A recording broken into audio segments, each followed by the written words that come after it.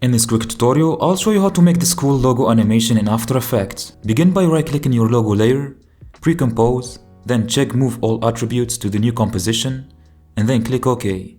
Now in the Effects panel, search for an effect called CC Ball Action and drag it to your layer.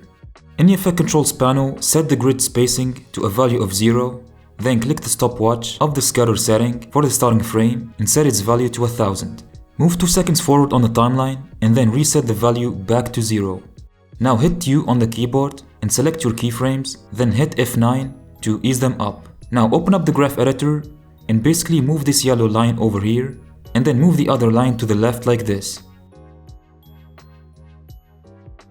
Now go back to the effects panel and keyframe the ball size setting and set its value to 0. Move 2 seconds forward and then set its value back to 100. Now to add a subtle zoom in, hit S on the keyboard and keyframe the scale setting and keep it at around 100%. Move 4 seconds forward on the timeline and set the scale value to 110. Now place the time indicator at around 3 seconds on the timeline and hit the letter T on the keyboard. And we're basically gonna keyframe the opacity setting and move 1 second forward and then set the opacity to 0%. And that's how we get that fade out effect. You can of course choose different keyframe placements on the timeline if you want this animation to last longer or quicker. Finally, let's add the glow effect to the logo animation.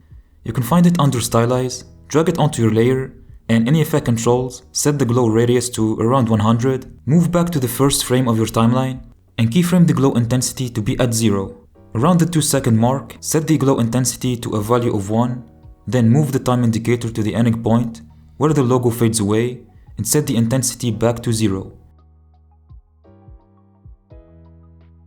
And the cool thing is that I can select all of these effects from the timeline, go to Animation, save Animation Preset, make sure I'm on this After Effects folder, name my preset something like Particle Logo Animation, and if I want to add this animation to my other logos, I can pre-compose the layer first, search for my preset in the Effects panel, and drag it onto my layer without redoing all of this again. But if you do this, make sure you're on the first frame of the timeline.